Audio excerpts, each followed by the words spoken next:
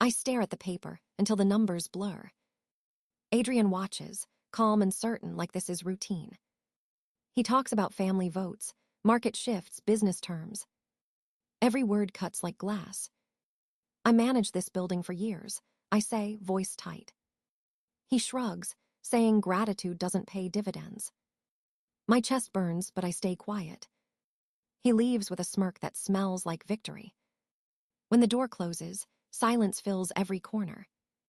My phone buzzes. It's Mrs. Collins from 2B asking if I'm okay. I type a reply, delete it, type again, and stop. Instead, I walk to the window and stare at the courtyard. Each apartment light flickers like a small heartbeat. These people trust me to keep their homes safe. I won't let him destroy that. I pull out the old storage box from the closet. Inside, files, rent receipts, maintenance logs, and letters. Some in my grandmother's handwriting, faded but steady. She always said paper remembers what people forget. I sort through documents, the smell of dust and ink thick. One folder catches my eye. A trust meeting from 6 years ago, names I know too well. Adrian's signature appears again and again. Decisions made without me, assets shifted quietly. It's all here, written in tidy lines and cold numbers. Anger rises like a storm I can't stop. Then I see it, an email printout between Adrian and a developer. Conversion plans, luxury condos, projected profits. The date is 2 weeks after Grandma's funeral. My stomach twists. He planned this from the start. Every kindness, every fake apology, all part of the setup.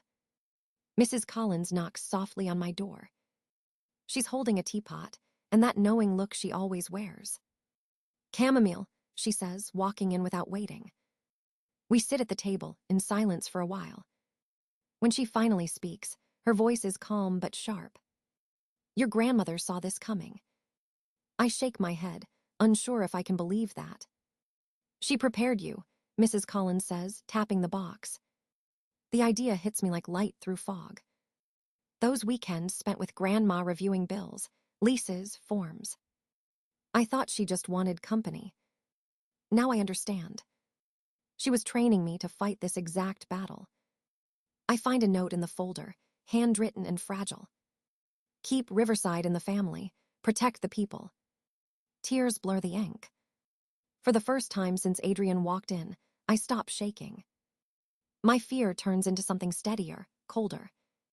Determination. I look at Mrs. Collins and say the words out loud. I'm not letting him win. She nods once, proud and quiet. Somewhere in my chest, I feel my grandmother's presence. Not as comfort, but as command. I stack the papers in order, clip them tight, and take a breath. The air feels different now, heavy with purpose. By morning, I'll know exactly where to start. And Adrian will learn I'm not the sister he remembers. 2 days later, I'm in the storage room again. Boxes cover the floor like a battlefield of old secrets. Dust coats my hands, but I don't stop searching. Grandma's handwriting guides me through every folder. Receipts, bank statements, contracts signed years apart. Each one fits together like pieces of a buried truth. Adrian didn't just take the property. He rewrote history in legal ink. Every sale, every transfer, always in his favor. But Grandma left traces of her own. Notes in the margins, initials that don't match the records. She hid clues in plain sight, trusting I'd find them someday. I take a photo of everything, file by file. My phone fills with proof faster than I can breathe. Mrs. Collins brings me tea, her eyes steady and kind. You're uncovering her plan, she says softly. I nod, though my throat feels tight. Grandma trusted a lawyer outside the family, she adds. I look up surprised. His name was Daniel Carter, still lives downtown. I write it down fast, heart pounding. Someone who knew Grandma beyond bloodlines. Someone who might still hold the missing piece. That night, I can't sleep. Every time I close my eyes, I see Adrian's smirk. The way he said, business is business. I whisper into the dark, "Not this time." At sunrise, I take a bus across the city. Carter's office sits above a bookstore, old and quiet. When I tell him my name, his eyes soften with recognition. "You're Evelyn's granddaughter," he says. The sound of her name breaks something inside me. He opens a drawer, pulls out a sealed envelope. "She told me to give this to you when the time came." My hands tremble as I take it. Inside, a single letter and a copy of a deed. The letter begins simply, "For Maya when you're ready." I read every word, each one sinking deep. Grandma had formed a company under my name. A small LLC that quietly bought Riverside years ago. Adrian never noticed because she never told him.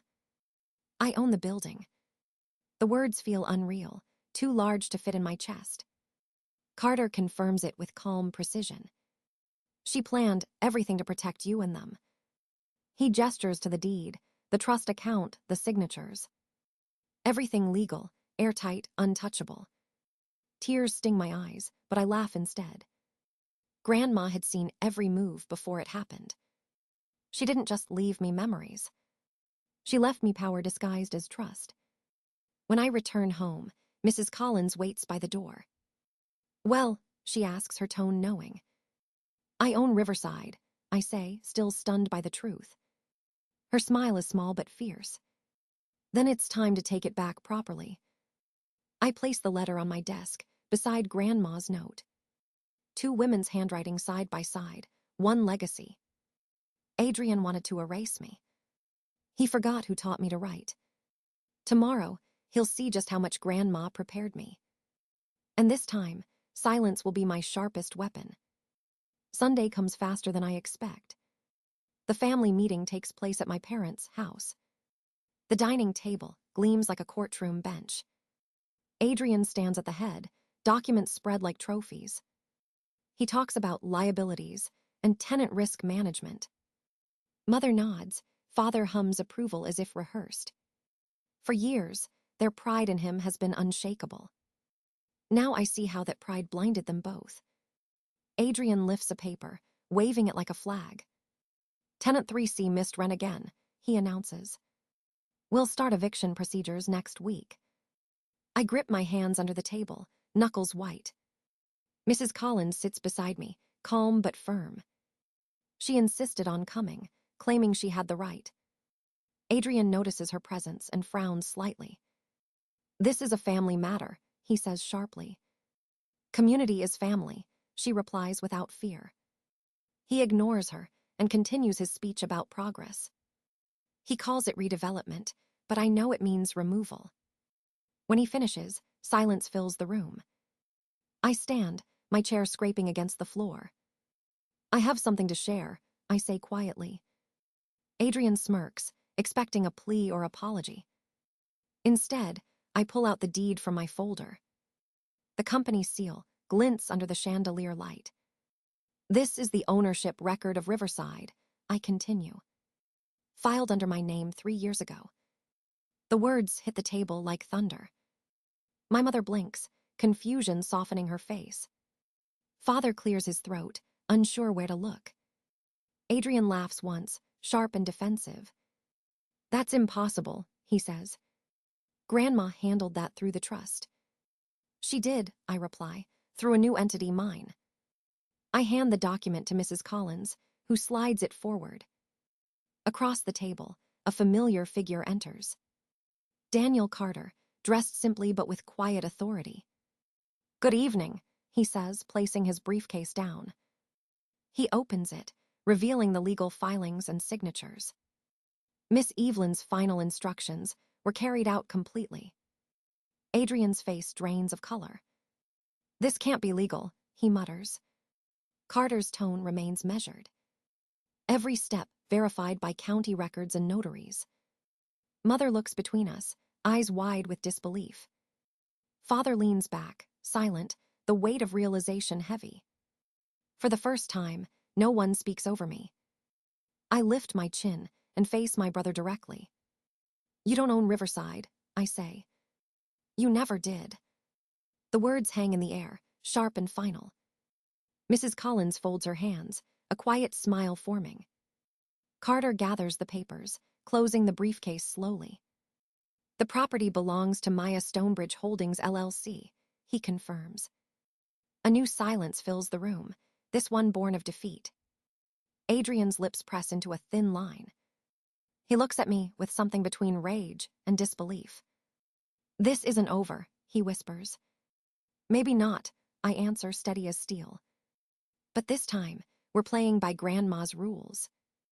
When I leave the house, night air feels clean again. For the first time in years, I'm walking toward my own future. 3 days pass before Adrian strikes back. A letter arrives by courier, stamped in legal red. He's filed an emergency motion against me.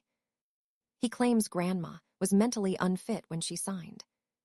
He's questioning the transfer, the trust, everything. For a moment, I can't breathe. The paper feels heavier than it should. Mrs. Collins finds me packing the hallway. Let him fight, she says softly. We'll be ready. I call Daniel Carter immediately. His calm voice steadies me through the panic. He's going for character destruction, Daniel warns. He'll paint you as manipulative and greedy. I almost laugh at the irony. Adrian has always mastered that role. We meet in Daniel's office that night. Stacks of records cover every inch of the table. Medical notes, video recordings, witness statements. Grandma prepared everything down to the final word.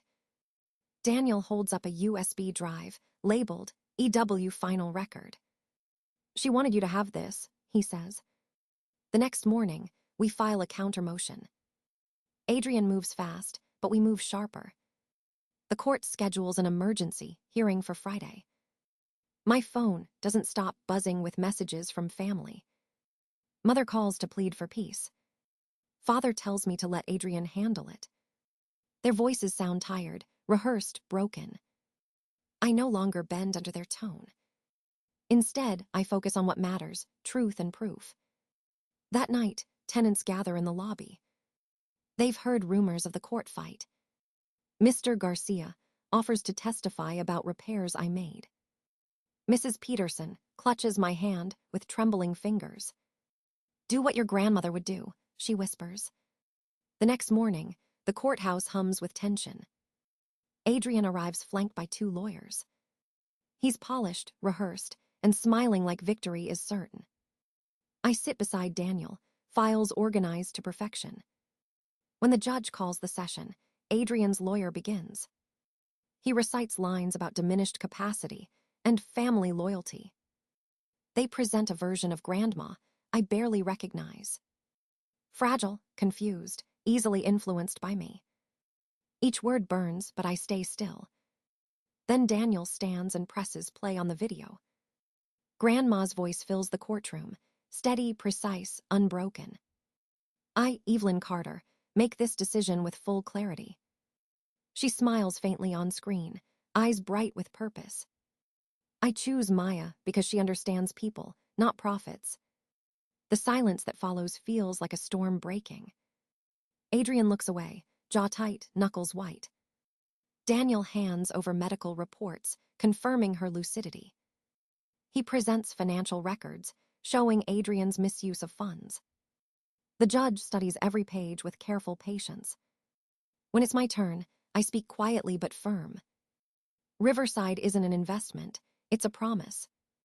I explain the tenants, the years, the work. The courtroom listens, even the air feels still. When it ends, the judge adjusts her glasses slowly. The evidence is clear, she says. The property belongs to Miss Maya Wells. Relief floods through me like light after rain. Adrian's face hardens, pride breaking beneath the surface. The gavel strikes once, echoing finality. Outside, Mrs. Collins squeezes my hand. Your grandmother planned every step, she whispers. I look at the sky and finally exhale. The fight is over, but the rebuilding has just begun. 6 months pass after the court ruling. Riverside breathes again, free from Adrian's shadow. The walls are freshly painted, the air lighter. Tenants smile when they see me in the halls. Mrs. Collins oversees community meetings every Thursday. Mr. Garcia runs the new garden project by the gate. It feels like the building itself has healed. But I know peace never stays long. Adrian's name still appears in my email threads. Rumors of appeals, lawyers' whispered threats. He's trying to delay repayment of misused funds. Daniel says to be patient, but I'm tired of waiting. I spend nights reviewing financials by lamplight.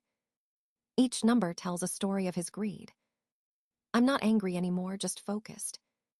Grandma taught me that victory is maintenance, not moment. We keep improving, brick by brick. New windows, repaired heating, safer stairwells. The tenants help paint, clean, rebuild their own home.